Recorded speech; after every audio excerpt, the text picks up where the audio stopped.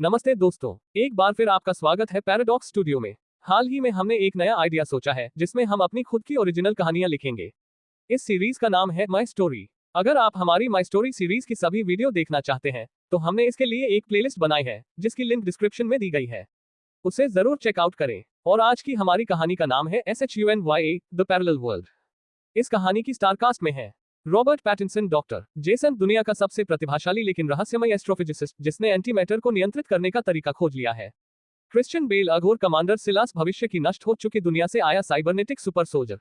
Andrew Garfield Robinson, एक genius quantum hacker जो सरकार के सबसे बड़े रहस्य तक पहुंच जाता है।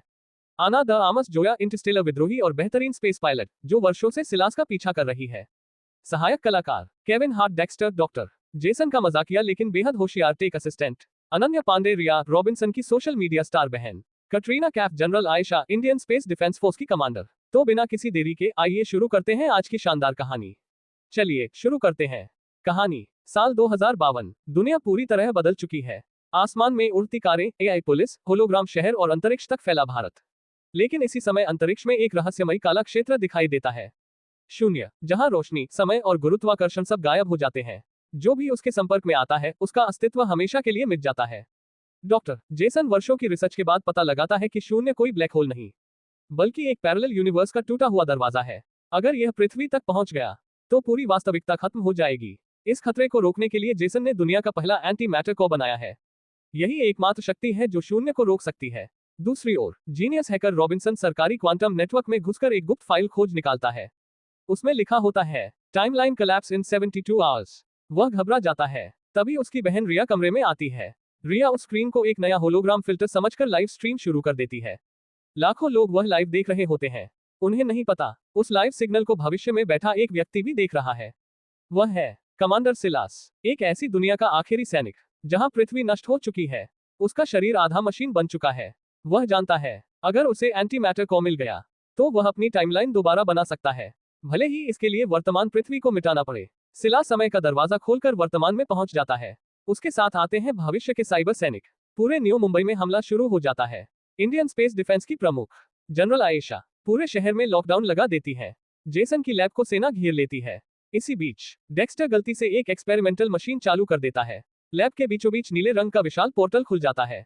उसमें से बाहर निकलती है जोया। वह सीधे सिलास का नाम लेकर कहती है अगर उसे नहीं रोका तो हर ब्रह्मांड खत्म हो जाएगा। जोया बताती है कि लाखों समानांतर ब्रह्मांड हैं।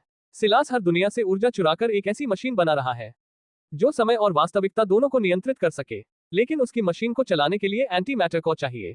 टीम बनती है doctor Jason, Robinson, Zoya, Dexter, Riya और जनरल आयशा। उनका लक्ष्य हिमालय के ऊपर उड़ रहे सिलास के विशाल स्काई फोर्ट्रेस में घुसना। विशाल एयरशिप बादलों के ऊपर लगातार अपनी जगह बदलती रहती है। उसमें हजारों ड्रोन और रोबोट सैनिक मौजूद हैं। जोया अपनी इंटरस्टेलर शिप से पूरी टीम को वहां पहुंचाती है। अंदर पहुंचते ही चारों ओर जीरो ग्रेविटी कॉरिडोर शुरू हो जाते हैं। दीवारें खुद बदलने लगती हैं। समय कभी तेज कभी धीमा। रॉबिन्सन सरकारी क्वांटम AI को हैक करता है। उसे पता चलता है कि सरकार वर्षों से पैरेलल वर्ल्ड्स पर गुप्त प्रयोग कर रही थी। उन्हीं प्रयोगों की वजह से शून्य पैदा हुआ। उधर रिया गलती से फिर लाइव स्ट्रीम शुरू कर देती है। इस बार पूरी दुनिया सिलास के एयरशिप को लाइव देख रही होती है। सरकार लाख कोशिश करती है लेकिन लाइव बंद नहीं होता। पूरी पृथ्वी पहली बार सच्चाई देख लेती है। सिलास हंसते हुए कहता है सच सबसे बड़ा हथियार है। अब कोई सरकार झूठ नहीं बोल पाएगी। फिर शुरू होती है फिल्म की सबसे बड़ी लड़ाई। जनरल आयशा अपनी स्पेस सेना के साथ एयरशिप पर हमला करती है। हजारों फाइटर जेट, ड्रोन, स्पेस मिसाइलें और रोबोट सैनिक। पूरा हिमालय युद्ध भूमि बन जाता है। जोया और सिलास के बीच जबरदस्त तलवार और प्लाज्मा ब्लेड की लड़ाई होती है। दोनों आसमान में उड़ते हुए लड़ते हैं। आखिरकार जोया सिलास का एक साइबर हाथ काट देती है लेकिन सिलास फिर भी नहीं रुकता। डॉक्टर जेसन एंटी मैटर को निकालकर शून्य के केंद्र तक पहुंचता है। उसे समझ आता है अगर को पूरी शक्ति से सक्रिय किया तो शून्य बंद हो जाएगा, लेकिन उसकी ऊर्जा जेसन को भी मिटा देगी। रॉबिन्सन कहता है हम कोई और रास्ता ढूंढ लेंगे। जेसन मुस्कुराता है कुछ दरवाजे हमेशा के लिए बंद करने पड़ते हैं। सिलास अंतिम बार हमला करता है। जेसन और सिलास के बीच एंटी मैटर चैम्बर में अंतिम युद्ध होता है। पूरी जगह समय के टूटे हुए टुकड़ों में बदल जाती है। दोनों एक साथ अलग अलग टाइमलाइन में दिखाई देते हैं। अंत में जेसन को सक्रिय कर देता है। भयानक सफेद रोशनी पूरे अंतरिक्ष में फैल जाती है। शून्य सिकुड़ने लगता है। सिलास उसकी ऊर्जा में फंसकर हमेशा के लिए गायब हो जाता है।